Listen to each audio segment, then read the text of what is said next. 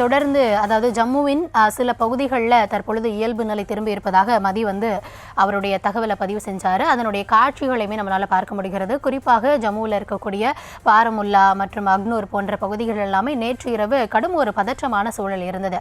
தற்பொழுது அங்கிருந்து வரக்கூடிய அந்த காட்சிகளும் நமக்கு தெளிவுபடுத்துகிறது. மக்கள் ஒரு இயல்பான காலை பொழுது தான் அங்கே துவங்கி இருக்காங்க. இராணுவம் களத்திலேயே பாதுகாப்பிற்காகவும் இருக்கிறார்கள் அப்படின்றத நம்மளால் புரிந்து கொள்ள முடிகிறது.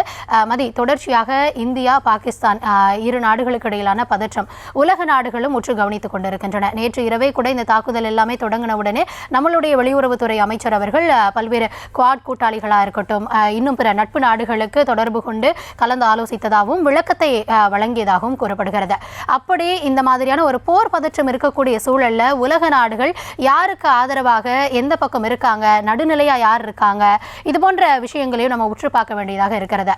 ஸோ இப்போ இருக்கக்கூடிய சிச்சுவேஷனை எடுத்துக்கிட்டோம் அப்படின்னா, இந்தியாவிற்கு நட்பு கரம் நீட்டக்கூடிய, இந்தியாவிற்கு ஆதரவு தரக்கூடிய நாடுகளாக எந்தெந்த நாடுகள் எல்லாம் இருக்காங்க, யார் என்ன கருத்து தெரிவிச்சிருக்காங்க, இதில் நடுநிலை வகிக்கக்கூடிய நாடுகளாக நம்ம எதிர்பார்க்கலாம். பாகிஸ்தான் தரப்புலையும் அவங்களுக்கு ஆதரவாக யாரெல்லாம் இது வரைக்கும் குரல் எழுப்பியிருக்காங்க, இது தொடர்பான விவரங்களை பகிர்ந்து கொள்ளலாம். மதி, இந்த இந்தியாவினுடைய பெஹல்காம் தாக்குதல் சம்பவம், அதற்கு பதிலடி கொடுத்த இந்த ஆபரேஷன் சிந்தூர் தாக்குதல் சம்பவத்தில் இருந்தே தொடர்ச்சியாக இந்தியாவை பொறுத்தவரை சர்வதேச நாடுகளை ஒருங்கிணைக்கவும் சர்வதேச நாடுகளினுடைய ஒத்துழைப்பை பெறவும் இந்தியா தொடர்ந்து முயற்சிகள் மேற்கொண்டு வந்தது.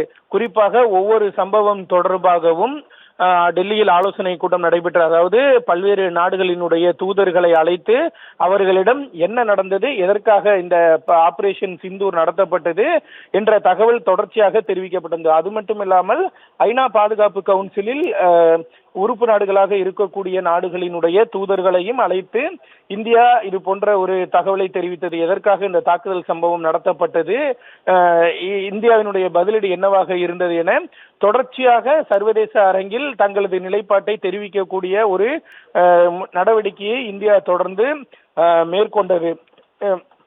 இதற்கு, அதாவது இந்தியா பாகிஸ்தான் இடையேயான இந்த ஒரு பதற்றமான சூழல் நிலவ தொடங்கியதிலிருந்து இது தொடர்பாக பல்வேறு நாடுகளும் தங்களது கருத்துக்களை தெரிவித்து வந்தன. குறிப்பாக நேற்று இரவு அந்த ஜம்மு காஷ்மீர் தாக்குதல் முயற்சியை தொடர்ந்து அமெரிக்காவினுடைய வெளியுறவுத்துறை அமைச்சராக இருக்கக்கூடிய மார்க்கோ ரூபியோ இந்திய வெளியுறவுத்துறை அமைச்சர் ஜெய்சங்கரிடம் தொலைபேசியில் வாயிலாக பேசினார். அதனைத் தொடர்ந்து பாகிஸ்தான் பிரதமர் ஷெபாஸ் ஷெரீஃபுடனும் மார்க்கோ ரூபியோ பேசினார். அப்பொழுது இது போன்ற ஒரு பதட்டத்தை தணிக்க நடவடிக்கை எடுக்க வேண்டும் என அவர் பாகிஸ்தான் தரப்பை கேட்டுக்கொண்டார். அது மட்டும் இல்லாமல் பல்வேறு நாடுகள் தொடர்ச்சியாக தங்களது கருத்துக்களை வெளியிட்டு வருகிறது.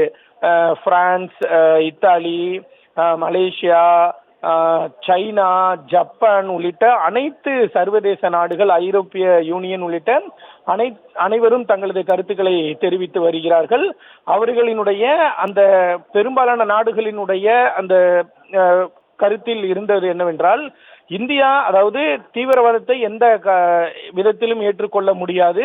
பெஹல்காம் தாக்குதல் சம்பவத்திற்காக அந்த தீவிரவாதிகளை ஒழிப்பதற்காக இந்தியா மேற்கொண்ட ஆபரேஷன் சிந்தூர் அந்த நடவடிக்கைக்கு பெரும்பாலான நாடுகள் தங்களது ஆதரவை தெரிவித்தன. தீவிரவாதிகளை அழித்தொழிப்பது மிகவும் முக்கியம், தீவிரவாதத்தை ஏற்றுக்கொள்ள முடியாது, எனவே அவர்களை அழித்து ஒழிப்பது என்பது முக்கியம். எனவே அதற்கு இந்தியாவினுடைய நடவடிக்கைக்கு எந்த நாடுகளும் எதிர்ப்பு தெரிவிக்கவே இல்லை. அதே வேளையில் இந்த தீவிரவாதிகளை அழித்தொழிக்கும் இந்த சம்பவம் நடவடிக்கை என்பது போராக மாறி பொதுமக்களுக்கு எந்த விதமான பாதிப்பும் ஏற்படுத்தக்கூடாது. இந்த இரு நாடுகள் இடையேயான போர் என்பது இரு நாடுகள் இடையேயான பிரச்சனை மட்டுமல்ல, இந்த தெற்காசிய பிராந்தியத்தில் ஒரு பதற்றமான சூழலை உருவாக்கிவிடக் கூடாது என்று நாங்கள் கவலைப்படுகிறோம். எனவே அந்த பதற்றத்தை இரண்டு நாடுகளும் தணிக்க வேண்டும் என்ற ஒரு கோரிக்கை தான் அனைத்து நாடுகளும் முன்வைத்தன. குறிப்பாக இந்த விவகாரம் தொடர்பாக நேற்று பேசியிருக்கக்கூடிய அமெரிக்க அதிபர் ஜேடி வேன்ஸ் இந்த விவகாரத்தில் தற்பொழுது நாங்கள் எதுவும் தலையிட முடியாது. ஆனால் இது அடுத்த கட்டத்தை நோக்கி செல்வதை நாங்கள் விரும்பவில்லை. எங்களுடைய எதிர்பார்ப்பும் இதுதான் என அவர் தனது கருத்தை குறிப்பிட்டிருக்கிறார். பல்வேறு நாடுகள் அனைத்தும் நேரடியாக அதாவது ஆபரேஷன் சிந்தூர் போன்ற தீவிரவாத ஒழிப்பு நடவடிக்கைக்கு இந்தியாவுக்கு ஆதரவாக துணை நிற்கின்றனர். அதே வேளையில் இது போராகவோ அல்லது அடுத்த கட்ட நிகழ்வாகவோ மாறிவிடக் கூடாது என்பதில் தாங்கள் உறுதியாக இருக்கிறோம். அதற்கு இரண்டு நாடுகளும் பேச்சுவார்த்தை மூலம் நடவடிக்கை எடுக்க வேண்டும் என்று தெரிவித்திருக்கிறார்கள். பாகிஸ்தானுக்கு நேரடியாக தற்பொழுது முழுமையாக தனது ஒத்துழைப்பை வழங்கி இருக்கும் ஒரே நாடு துருக்கி மட்டும்தான் பாகிஸ்தானுக்கு இந்த விவகாரத்தில் நாங்கள் உறுதுணையாக நிற்போம் என்ற ஒரு நிலைப்பாட்டை எடுத்திருக்கிறதே தவிர மற்ற நாடுகள் அனைத்துமே இந்தியாவிற்கு சாதகமான கருத்துக்களையே தெரிவிக்கின்றன. ஆனால் போராக இது மாறிவிட வேண்டாம் என்ற ஒரு கோரிக்கையையும் முன்வைத்திருக்கிறார்கள்.